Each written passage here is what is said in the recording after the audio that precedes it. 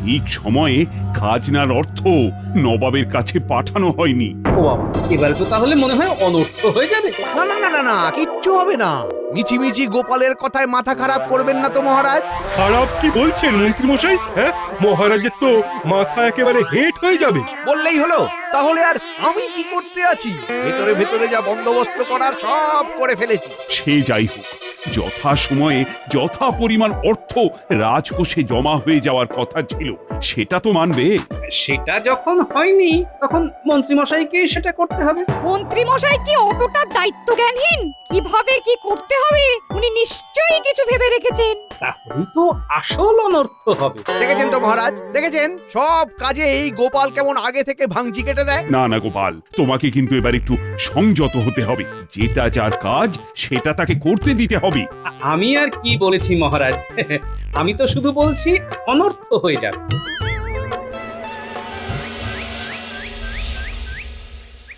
এক ডাকেই সাড়া দিয়েছিস তাহলে? কিছু বলেন মন্ত্রী মশাই, আপনার ডাক শোনার জন্য তো আমরা একেবারে হাঁকুপাকু করি। সে যাই কর কর, তবে শোন, এবার সত্যি সত্যি খাজনা আদায়ের ব্যবস্থা করতে হবে।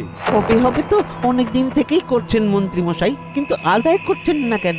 সাধে কি আর আহাম্মক বলি? কিছুদিন আগেই ভয় দেখিয়ে চাষিদের ফসলের ভাগ নিয়ে মহারাজের আর তার সঙ্গে নিজেরও শস্য ভান্ডার ভরেছি। আর পরে পরেই যদি খাজনা আদায় করি তাহলে লোকজন বেঁকে বসবে, সেটুকু বোঝারও মুরদ নেই তোমাদের? বুঝেছি মন্ত্রী মশাই, তাহলে অনর্থ হয়ে যাবে। এখানেও অনর্থ। ওহ, এই অনর্থ কি আমার পিছু ছাড়বে না? কিন্তু আপনি যে কি কল খাটিয়েছেন সেটা তো বললেন না। আর এখনই বা খাজনা আদায়ের জন্য এত উঠে পড়ে লাগলেন কেন? উজিরকে মোটা রকম উৎকোচ দিয়ে নবাবের দিকের ব্যাপারটা সামলে দিলেও এদিকে মহারাজ এবার যা উঠে পড়ে লেগেছেন তাতে আর দেরি করা যাবে না। তাহলে বলুন আমাদেরকে কি করতে হবে? আমরা একেবারে কোমর বেঁধে লেগে পড়ছি। সব বলে দিচ্ছি, সেই জন্যই তো তোদের ডেকেছি। দাঁড়া, ভালো করে পুরো ব্যাপারটা মাথায় সাজিয়ে নি।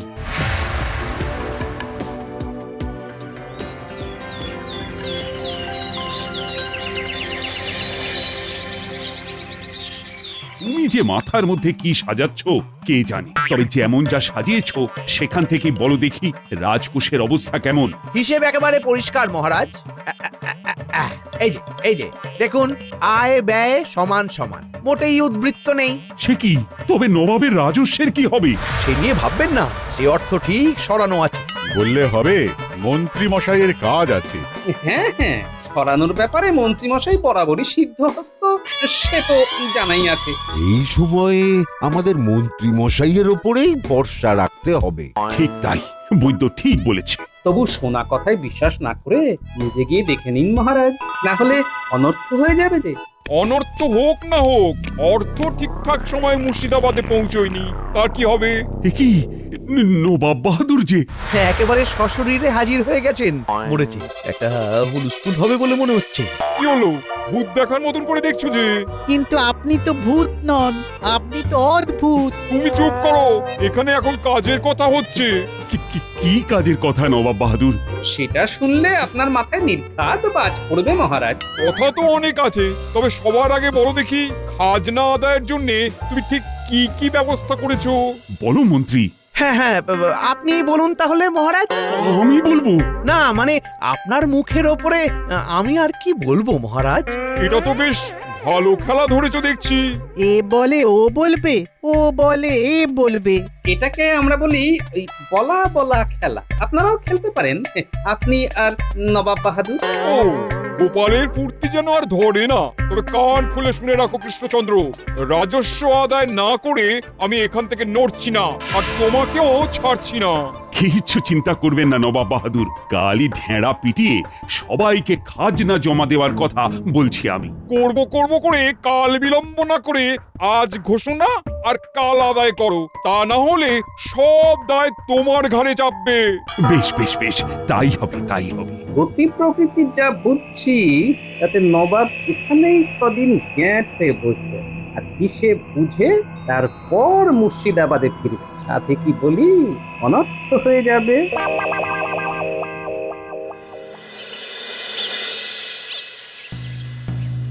শোনো শোনো শোনো, নিজের নিজের খাজনা হিসেব করে অবিলম্বে মন্ত্রী মশাইয়ের কাছে জমা দিতে হবে।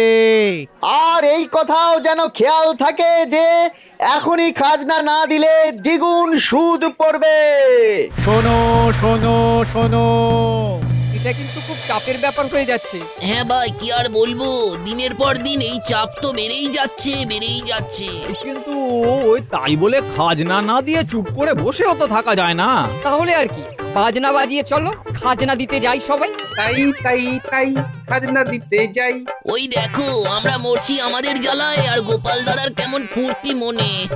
ফুর্তি নয় ভাই, এটা তো খাজনা দিতে যাওয়ার গান, তাই একটু গেয়ে দিলাম। কিন্তু এদিকে যে আমরা গেলাম। সে যাই হোক, চলো, যেমন হুকুম তেমনই তো করতে হবে। খাজনা যখন দিতেই হবে তখন আর দেরি করে লাভ কি? খাজনা দিলেও জ্বালা, না দিলেও জ্বালা, তবেতেই অনর্থ হবে।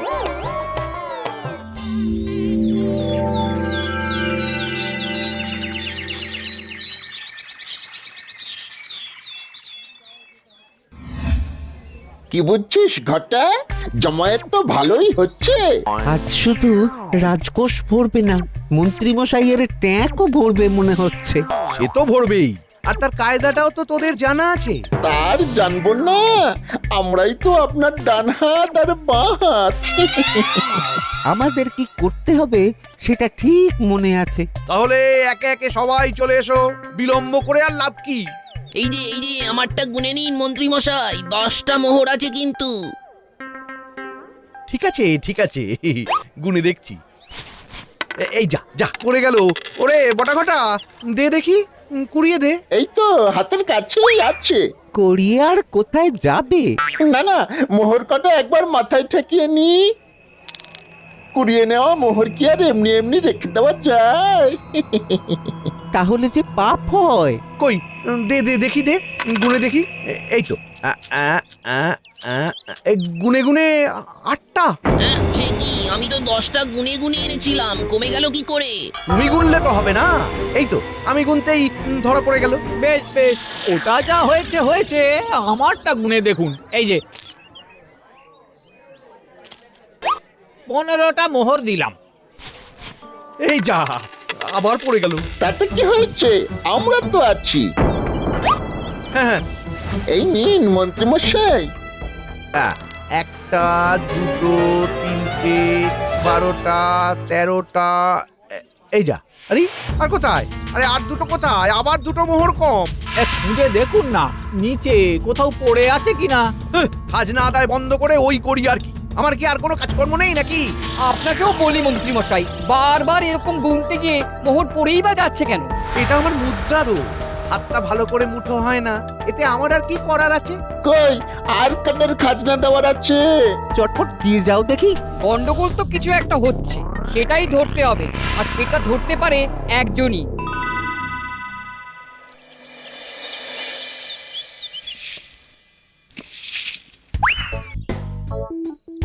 তখন থেকে লক্ষ্য করছি তুমি আমার উপর নজর রাখছো। বলছি ব্যাপারটা কি বলো তো? বাড়ি কাজে কোনো গাফিলতি হচ্ছে কিনা দেখতে হবে না? নিজে তো কুটোটি ভেঙে দুটো করো না, আরে কাজের সময় ফোড়ন কাটা হচ্ছে। কি আর করি বলো, আমাকে তো সবটা দেখতেই হবে, না হলে যে অনর্থ হয়ে যাবে। অনর্থ যা করার সে তো মন্ত্রী মশাই করছেনই। তাই নাকি? কিরকম শুনি? গুনে গুনে মোহর দিলেও ফেলে ছড়িয়ে দিয়ে আবার গুনতে গিয়ে গন্ডগোল পাকাচ্ছে। হিসাব মেলাতে গিয়ে আমাদেরই খেসারত দিতে হচ্ছে।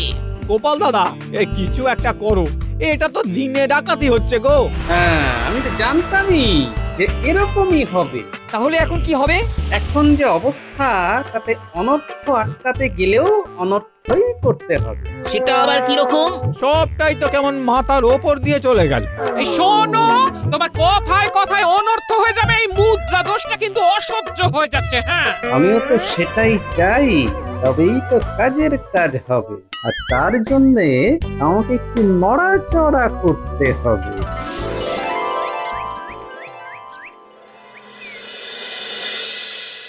ছাত্র নাম অধ্যয়নং তপ এটি একটি সংস্কৃত ভাষা, যার অর্থ হচ্ছে ছাত্রের তপস্যা হচ্ছে পড়াশোনা করা। তপস্যা করতে করতে যে আমাদের একশো অবস্থা হয়ে যাচ্ছে পণ্ডিত মশাই। আমাদের কি সারা জীবন এখানে এভাবেই তপস্যা করে যেতে হবে? তাহলে যে আমরা হাঁপিয়ে যাব। সেটা যাতে না হয় তার জন্যই তো আমি এসেছি। কি হলো গোপাল, তোমার আবার এখানে কি চাই? ছুটি চাই, মানে বাচ্চাদের ছুটি দিতে হবে। কে মজা, ছুটি হয়ে যাবে, ছুটি হয়ে যাবে। এটা কি মামার বাড়ির আবদার নাকি? ছুটি চাই বললেই ছুটি দিতে হবে? ওদের এখন খেলার সময়, ওই মুখে বসে থাকলে অনর্থ হয়ে যাবে যে। তোমার আমাকে শেখাতে যাবে না, কখন কি করতে হবে সেটা আমার ভালোই জানা আছে। তোমাকে আর এই ব্যাপারে নাক গলাতে হবে না। নাক থাকলে যে নাক গলাতেই হবে। শোনো, তোমার নাক কি করে কাটতে হয় তা আবার সবার সামনে, সেটা আমার জানা আছে। বেশ তো, তাহলে না হয় চেষ্টা করে দেখুন, তবে তাতেও অনর্থ হয়ে যাবে। আবার তুমি শুরু করেছো। এক্ষুনি বাচ্চাদের নিয়ে চলে যাও, না হলে আমি কোনো অনর্থ ঘটিয়ে ফেলবো। এটাই তো ভালো হলো। ভালোর এখন দেখেছো কি? এবার আমি নিজে যাচ্ছি মহারাজের কাছে নালিশ করতে।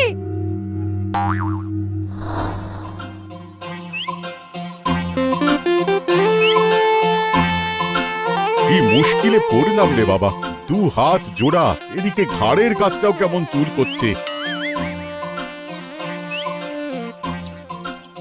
ব্যাপার কি রাজজ্যোতিষী, আপনাকে বেশ বিচলিত মনে হচ্ছে। এই যে গোপাল, ও বড় ভালো সময় এসেছো। আমার না খুব চুল করছে, দেবে ভাই, একটু চুলকে দেবে? সেই না হয় দিচ্ছি, তবে আপনি তো এত গণনা করতে পারেন, কিন্তু এটা কি জানেন যে এখনই এমন কি হলে অনর্থ হয়ে যাবে? এই রে, দাদু আবার শুরু করেছে। এবার মনে হচ্ছে কিছু একটা হবে। ও, এটা রসিকতা করবার সময় নয়, যেটা বললাম পারলে সেটা করো। তার মানে রাজজ্যোতিষী জানেন, কিরে তাই তো? আমারও তো তাই মনে হচ্ছে। চল তাহলে জানিয়ে দিই, রাজজ্যোতিষীকে এখনই কাতুকুতু দিই মন ভরে। আরে আরে কি মুশকিল, এই ছাড়ো ছাড়ো ছাড়ো বলছি। সুশ্রী লাগছে, বললাম চুলকে দিতে, কাতুকুতু দিচ্ছে। ভালোই তো হচ্ছে, চালিয়ে যাও দাদু, বেশ মজা লাগছে। এই কেমন মজা! এই ভালো হচ্ছে না কিন্তু। এবার দেখলেন তো রাজজ্যোতিষী, আমি কেমন মিলিয়ে দিলাম যে অনর্থ হয়ে যাবে। দাঁড়াও দাঁড়াও দাঁড়াও, তোমার ব্যবস্থা করছি, দাঁড়াও। এক্ষুনি গিয়ে আমি মহারাজের কানে কথাটা তুলবো। এইভাবে মাঝ রাস্তায় রসিকতা করা বের করছি। যাবেনই যখন, তখন আর দেরি করছেন কেন? এক্ষুনি যান, বিলম্বে দেরি হয়ে যাবে, আর তাহলেই অনর্থ হয়ে যাবে। সাবাস, এই তো শিখে গেছিস। ঘটে যখন ঢুকে গেছে, তখন চল পেটেও ঢোকাতে হবে। তার মানে গোপাল দাদু আমাদের খাওয়াবে। ওই তো সামনেই মিষ্টির দোকান। তার মানে এবার মিষ্টি মুখ হবে। তবে যাই বল, গোপাল দাদু এত মজা করেছে যে আমাদের মন একেবারে ভরে গেছে। কিন্তু এবার যে শুধু মন নয়, পেট ভরার পালা। পালা নয় দাদু, পালা নয়, শুধু একেবারে রসগোল্লার গামলা। নাও এবার চটপট হাত চালিয়ে বাচ্চাদের মিষ্টি মুখ করা দেখি। দাও দাও দাও দাও, রসগোল্লা দাও দেখি দুটো করে। আর রসগোল্লা? আমি তো গোল্লা খেয়ে গেলাম একেবারে। ব্যাপারটা কি, মন ভালো নেই মনে হচ্ছে? কি করে ভালো থাকবে? তালে গোলে খাজনা দিতে ভুলে গেছে, তাই কাজ পেলে খাজনা দিতে ছুটতে হবে। বলো কি? আহা আহা, এইরকম একখানা সুযোগই তো আমি খুঁজছিলাম। এটাকে কাজে না লাগালে তো অনর্থ হয়ে যাবে। এটাতে অনর্থ হবে, কিন্তু কিভাবে? সবটাই কি আর মুখে বলে বোঝানো যায় রে? মাথাটাও তো খাটাতে হয়, তালে তালে। তাহলে তুমি মাথা খাটাও, আমি বরং দেখি কত কি খাজনা দিতে হবে।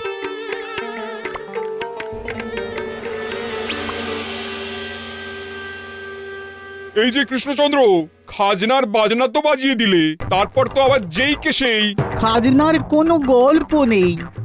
একটু ধৈর্য ধরুন নবাব বাহাদুর, মন্ত্রী তো ব্যাপারটা দেখছে। আমিও তো দেখছি, আর দেখে শুনেই জানতে চাইছি সমস্ত খাজনা আদায় করতে কত সময় লাগবে। মন্ত্রী যখন কাজে লেগে পড়েছে, তখন খুব তাড়াতাড়ি সব মিটে যাবে। না না না, আমি আর বেশি অপেক্ষা করতে পারবো না। এবার কিন্তু আমার ধৈর্যের বাঁধ ভেঙে যাচ্ছে। ধৈর্যের বাঁধ তো আমারও ভেঙে যাচ্ছে। গোপাল খালি কানের কাছে এসে বলছে অনর্থ হয়ে যাবে আর তারপর যা খুশি করছে। যা নয়, গোপাল একেবারে যা তা করছে। অনর্থ হয়ে যাবে বলে মাঝ রাস্তায় কাতুকুতু দিচ্ছে। সে কি? কিন্তু গোপাল এমন কেন করছে? মন্ত্রী মশাইয়ের রাজস্ব আদায় করার কথা শুনেও তো রাজসভাতে সে একই কথা বলছিল।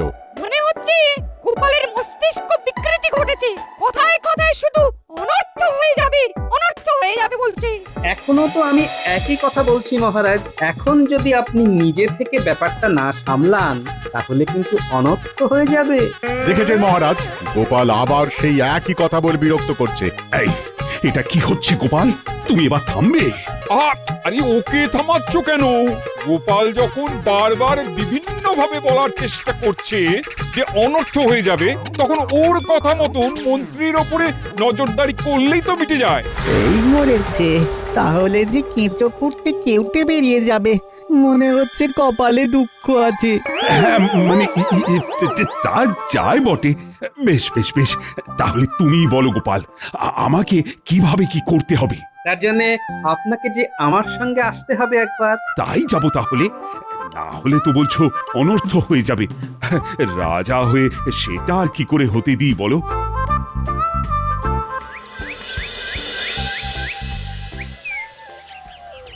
যাই যাই করে খাজনা দেবার ব্যাপারটা ফেলে রেখে দিয়ে লাভ নেই। মনে যখন পড়েছে তখন দিয়ে আসি গিয়ে। আহা, এতে এত ব্যস্ত হওয়ার কি আছে? মন্ত্রী মশাই কি আর পালিয়ে যাচ্ছে? কিন্তু আমাদের যে জানতে ইচ্ছে করছে। মহারাজ আপনি? হ্যাঁ হ্যাঁ, বলুন না কি বলতে হবে, একেবারে গড় গড় করে বলে দিচ্ছি। তাহলে বলো তো ভোলা, ঠিক কটা মোহর খাজনা দেবে বলে নিয়ে যাচ্ছ তুমি? মাঝ রাস্তায় এসব আবার কি? কেন গোনাগুনি? আমাকে কি মোহর কটা এখনই গুনে নিতে হবে? নিশ্চয়ই, তবেই তো এরপরে বাকিটা আপনি নিজের চোখে দেখবেন আর বুঝবেন অনর্থ কিভাবে হচ্ছে।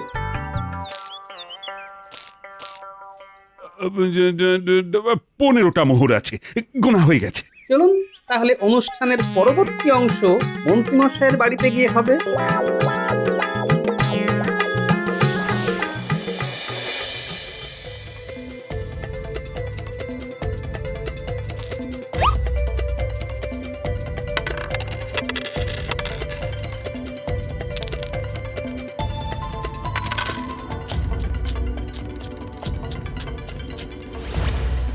দেখছেন মহারাজ, কাণ্ডখানা দেখছেন? হ্যাঁ হ্যাঁ, দেখছি তো। কিন্তু তুমি ঠিক কোন ব্যাপারটা লক্ষ্য করতে বলছো বলো তো গোপাল? মোহরের পরিমাণ বেশি হলেই মন্ত্রীমশাই মোহর গুনতে গিয়ে হাত ফসকে মোহর ফেলে দিচ্ছেন। আর কটা খটা সেগুলো তুলে নিচ্ছে আর হাত তুলে ভগবানকে ডাকছে, তাই তো? হ্যাঁ, একদমই তাই। কিন্তু এর মধ্যেই যে কুচির কাজ হয়ে যাচ্ছে মহারাজ। সেটা আবার কি? এই তো এবারে বুঝতে পারবেন। এই যে মন্ত্রী মশাই,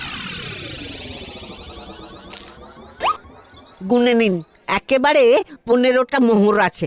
অত তাড়াহুড়ো করলে হবে না, আমাকে দেখতে হবে। এই যা, আরে কটা মোহর পড়ে গেল তো। ওরে বড় কটা, তোল তোল তোল তোল, তুলে দে। এই তো টপ করে নেব আর ঝপ করে দেব।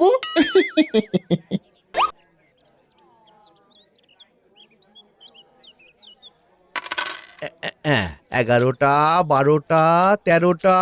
কি হে ভোলা, আজকাল এইভাবে ঠকানো শুরু করেছো? আমি আবার কোথায় ঠকালাম? কম মোহর দিয়ে আবার বলা হচ্ছে কোথায় ঠকাচ্ছি। এই তো 2টো মোহর কম পড়ছে। মোটেই না, বললেই হবে। তবে কি মন্ত্রী মশাই মিথ্যে কথা বলছেন? আমাদের মন্ত্রী মশাই মিথ্যেবাদী? তাছাড়া আর কি? এ কি মহারাজ, আপনি? আমি নিজে ভোলার মোহর গুনে দিয়েছি, গুনতিতে কোনো ভুল নেই। ও 15টা মোহরই জমা দিয়েছে। কিন্তু আমার কাছেও তো কই কোনো মোহর লুকোনো নেই মহারাজ। আপনি মিথ্যে আমাকে সন্দেহ করছেন। কিন্তু এখানে এদেরও তো কোনো কাজ নেই। এদের তাহলে এখান থেকে ভাগাই। এই যা, এটা কি হলো? এই তো মন্ত্রী জালিয়াতি হাতে নাতে ধরা পড়ে গেল। এই মানে না, আমি তো ঠিক মানে এবার দোষটা কবুল করুন মন্ত্রী মশাই।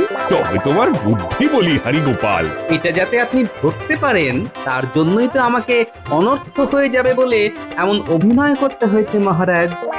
গোপাল, তুমি পারো বটে।